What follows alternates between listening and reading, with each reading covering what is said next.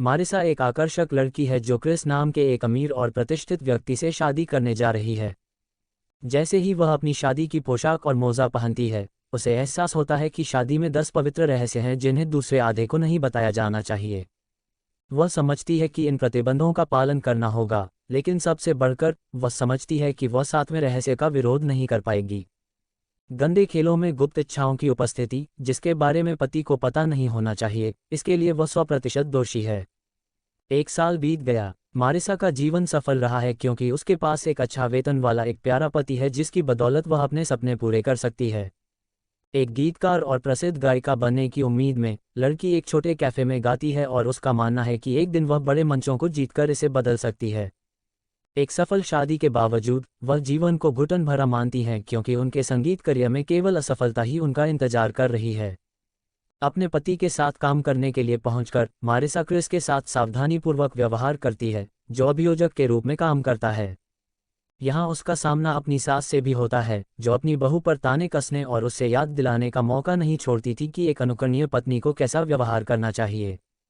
महिला की लगातार नैतिकता को न सुनना चाहते हुए मारिसा पार्क में जाती है। यहाँ वह एक अन्य गीत के लिए गीत लिखने की कोशिश कर रही है और एक गीत प्रतियोगिता में भाग लेने का सपना देख रही है। खोने का डर लड़की पर हावी हो जाता है, लेकिन उसके पास नए पाठ के लिए कोई प्रेरणा नहीं है। शांत होने का फैसला करते हुए मारिसा ने एक वयस्क वीडियो चालू किया जिसमें एक आदमी स्कूल की लड़की की पोशाक पहने एक खूबसूरत लड़की को थप्पड़ मारता है। पास से गुजर रहा एक उच्च प्रतिष्ठित व्यक्ति जो कुछ हुआ उसका आकस्मिक गवाह बन गया और मारिसा को दिलचस्पी से देखने लगा। जल्द ही उसका फोन बजा और स्थिति और भी अजीब हो गई, लेकिन वह आदमी शर्मिंदा नहीं था क्योंकि उसने सिर्फ आकर्षक लड़की को आंख मारी और चला गया। थोड़ी देर बाद मारिसा पार्क में घूम रही है और अपने पति को बुलाती है और एक चीनी रेस्तरां में भोजन करने की पेशकश करती है। उसी समय पास में 2 लोग व्यक्तिगत समस्याओं और शराब पीने पर चर्चा कर रहे हैं। जब उनमें से एक शौचालय जाता है तो दूसरा लड़की को देखता है और उससे मिलने का फैसला करता है। एक नशेड़ी व्यक्ति जो फिर से अभद्र व्यवहार करता है और इनकार को स्वीकार नहीं करता है, वह आक्रामकता दिखाता है। एक रहस्यमय अजनबी प्रकट होता है और मारिसा की रक्षा करता है और धमकाने वाले को जितनी जल्दी हो सके इस जगह को छोड़कर लड़की को अकेला छोड़ने के लिए मजबूर करता है। एक व्यक्तिगत बातचीत में वह मारिसा को याद दिलाता है कि पार्क में गंदे वीडियो देखना अच्छा विचार नहीं है और उसका मोबाइल फ़ोन लेकर उसका नंबर टाइप करता है। वह आदमी लड़की को एक दिलचस्प खाली समय का वादा करते हुए कॉर्पोरल नाइट क्लब का दौरा करने की भी पेशकश करता है। स्लेड इतना आत्मविश्वासी और विनम्र था कि मारिसा के पास उसके कार्यों पर आपत्ति करने या टिप्पणी करने का भी समय नहीं था। शाम को लड़की सो जाती है और एक सपना देखती है जिसमें एक बड़ा और मजबूत आदमी उसे अपने कंधे पर लेकर जंगल की गहराई में जाता है। एक बार अकेले में वह मारिसा को गाना न लिखने के लिए दंडित करता है और थप्पड़ मारता है। क्रिस बेडरूम में लौटता है और देखता है कि उसकी पत्नी गीली है, यह विश्वास करते हुए कि उसने उसके बारे में सपना देखा था। पति मारिसा को चूमता है और प्यार करने की पेशकश करता है। मार खाने का सपना देख लड़की खुलेआम अपने पति को इस बात का इशारा करती है और बार बार उस जगह पर अपना हाथ रख देती है। क्रिस इन सभी गतिविधियों को नज़रअंदाज कर देता है क्योंकि वह बहुत नर्म है और इस तरह की कार्रवाई को स्वीकार नहीं करता है। जो वह चाहती है उससे न मिलने पर मारिसा प्रेम सुख का आनंद नहीं ले पाती क्योंकि उसे कुछ बिल्कुल अलग पसंद है। अगली सुबह लड़की स्लेड को कॉल करती है और जैसे ही वह पहली डायल टोन सुनती है, कट जाती है। अपने विचारों को इकट्ठा करते हुए वह फिर से उस आदमी को कॉल करती है, लेकिन उसकी आवाज़ सुनकर फिर से कॉल बाधित हो जाती है। स्लेड समझता है कि लड़की को संदेह है और उसे यकीन है कि वह अपना मन बदल सकता है, लेकिन अब वह अपने बेटे के साथ व्यस्त है। इस बीच मारिसा से उसकी बड़ी बहन मिलने आती है, जो पुलिस में काम करती है और विज्ञापन लगाने में मदद मांगती है।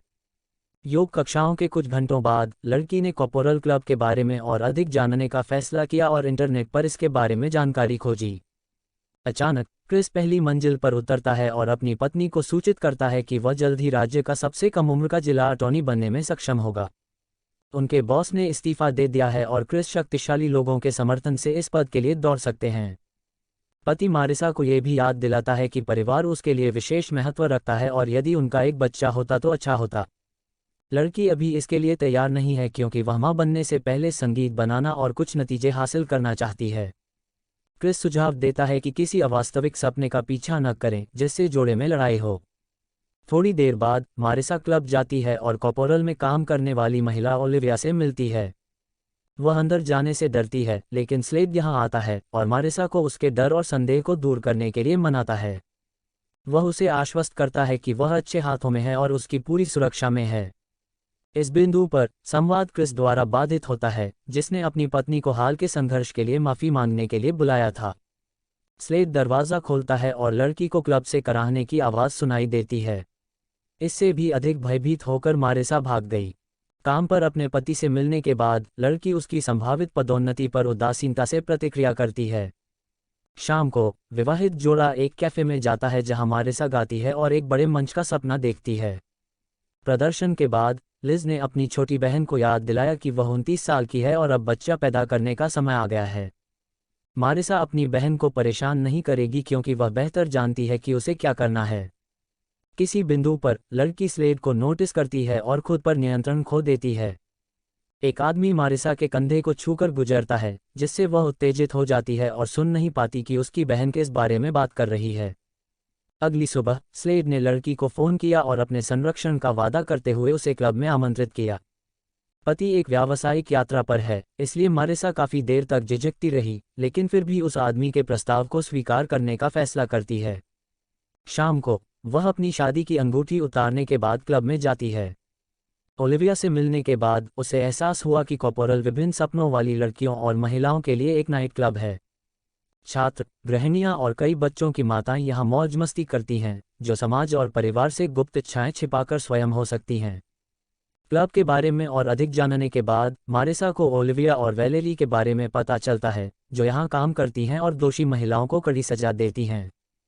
जल्द ही लड़की को पता चलता है कि यह संस्था न केवल आनंद लाती है, बल्कि भाग्य भी तोड़ सकती है क्योंकि कई लोग अपने परिवारों को खो देते हैं।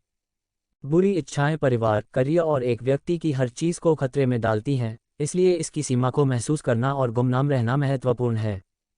किसी बिंदु पर स्लेड क्लब में आता है और मारिसा को पता चलता है कि संस्था उसकी है।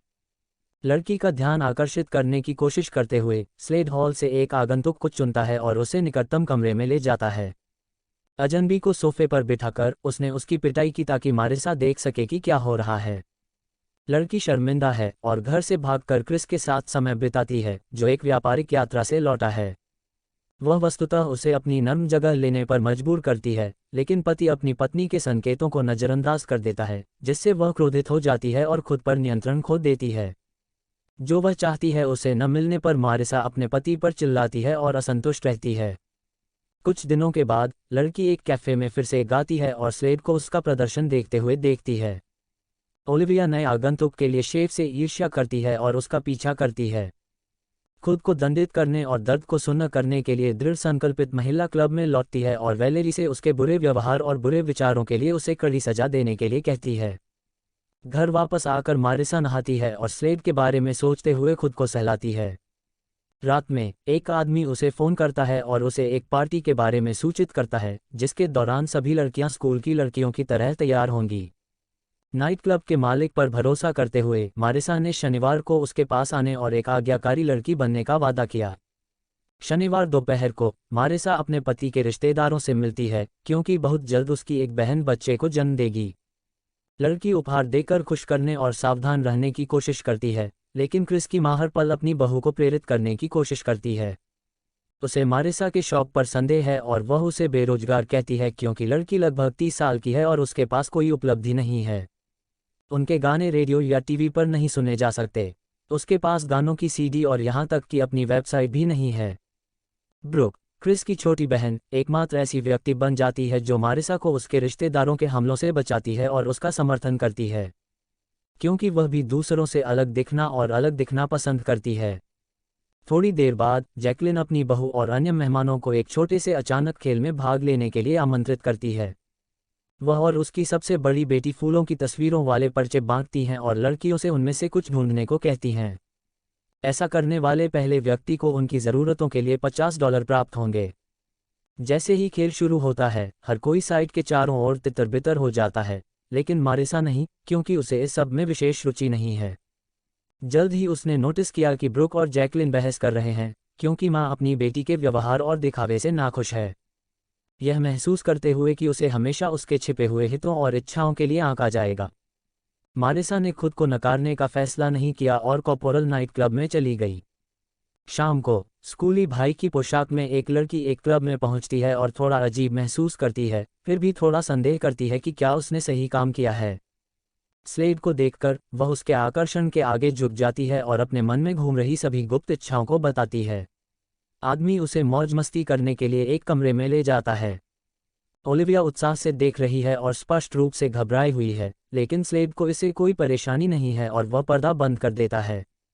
मारिसा के साथ अकेले रह जाने पर वह लड़की को अपने घुटनों पर लेटने के लिए कहता है, जिसके बाद वह उसकी छोटी स्कर्ट उठाता है और मोटे तौर पर थप्पड़ मारता है, जिससे उसे दर्द और खुशी मिलती है। घर लौटते हुए मारिसा दर्पण में अपने ऊपर छोड़े गए लाल निशानों को देखती है और अभी भी सही काम का दर्द और खुशी दोनों महसूस कर रही है। थोड़ी देर बाद वह अपने पति के संदेशों और स्लेड को नज़रअंदाज कर देती है और उसे एक शानदार शाम के लिए धन्यवाद देती है, ये जानते हुए कि वह अपने सपनों को नहीं छोड़ सकती। मारिसा ने एक गीत प्रतियोगिता के लिए आवेदन भरने और जमा करने का साहस किया। इस बीच ओलिविया घर लौट आती है और अपने बेटे के साथ समय बिताती है। अब ये स्पष्ट हो गया है कि वह स्लेड की पूर्व पत्नी है, अब भी अपने पति से प्यार करती है और उस समय को याद करती है जब वे एक खुशहाल शादी में रहते थे। सुबह में क्रिस घर लौटता है और मारिसा से बात करता है, ये समझने के लिए कि क्या हुआ और उसने उसके संदेशों का जवाब क्यों नहीं दिया। लड़की सब कुछ कबूल करने के लिए तैयार है, लेकिन ऐसा नहीं करती क्योंकि उसके पति के पास चुनावी दौड़ का एक कठिन चरण है। इसके अलावा उन्होंने अपनी पहली सालगिरह के लिए एक खास तोहफा भी तैयार किया है। ओलिविया स्लेड से मिलती है और अपने पूर्व पति से मारिसा के साथ संवाद करना बंद करने के लिए कहती है। वह याद करती है कि लड़की का पति भावी जिला वकील है और गंभीर परिणाम उनका इंतजार कर सकते हैं। ओलिविया की चेतावनियों को नज़रअंदाज करते हुए स्लेड अपने बेटे को ले जाता है और बातचीत जारी नहीं रखना चाहता है। मारिसा को अपने कृत्य पर पछतावा होता है और उसे एहसास होता है कि उसका पति उसे बेनकाब कर सकता है। लिज से मिलने के बाद वह अपनी बहन से उससे आश्वस्त करने और एक बहाना लेकर आने के लिए कहती है। बड़ी बहन मारिसा के कार्यों से निराश है, लेकिन उसकी शादी बचाने में मदद करने के लिए सहमत है। इस बीच ओलिविया ने मामले को अपने हाथों में लेने का फैसला किया और नाइट क्लब से फुटेज डाउनलोड किया। मारिसा को अंततः समझ आया कि वह गलत थी क्योंकि उसके पास एक अद्भुत, दयालु और सहानुभूतिपूर्ण पति है। अपने बुरे सपनों को त्यागते हुए उसने अपनी स्कूली छात्रा की पोशाक उतार फेंकी और स्लेड के संदेशों को नज़रअंदाज कर दिया। शादी की सालगिरह के दिन क्रिस ने एक प्रेस कॉन्फ्रेंस के दौरान आधिकारिक तौर पर घोषणा की कि वह जिला अटॉर्नी कार्यालय के लिए चुनाव लड़ेंगे। वह कई लोगों की तरह अपराध दर को कम करने और अपनी जन्मभूमि की समृद्धि के लिए सब कुछ करने का वादा करता है। ओलिविया सम्मेलन में आती है और लड़की को एक वीडियो भेजती है जिसमें स्लेड उसे दंडित करते हुए दिखाई देता है। मारिसा अपनी भावनाओं को नियंत्रण में रखने की कोशिश करती है, लेकिन ओलिविया उसे परेशान करना जारी रखती है और क्रिस को एक संदेश भेजती है। लड़की घबरा जाती है और उजागर होने से डरती है, लेकिन पता चला कि महिला ने बस अपने पति के लिए शुभकामनाएं दी। जल्द ही मारिसा को एक संदेश मिलता है जिसमें बाथरूम आने की मांग की जाती है। वहां जाकर उसकी मुलाकात ओलिविया से होती है और वह ब्लैकमेल का शिकार हो जाती है। महिला अपने पति, अभियोजक और उसकी पत्नी को नियंत्रित करना चाहती है। वह मारिसा को स्लेड के साथ मौज मस्ती करने देने के लिए तैयार है, लेकिन ये सब उसकी अनुमति से और पूर्ण नियंत्रण में ही किया जाएगा। लड़की ऐसी परिस्थितियों के लिए तैयार नहीं है और टॉयलेट क्यूबिकल में छिपने की कोशिश करती है। ओलिविया ने ब्लैकमेल करना जारी रखा और उसे बेनकाब करने की धमकी दी। मारिसा को एहसास होता है कि वह अपने पति का करियर बर्बाद नहीं करना चाहती और वह मान जाती है। लड़की के होठों को चूमने के बाद ओलिविया चली जाती है और उसे अगले सप्ताह के अंत में कुछ मौज मस्ती करने के लिए क्लब में आमंत्रित करती है। मारिसा इस बात को मुस्कुराते हुए स्वीकार करती है और अपने पति के पास जाती है।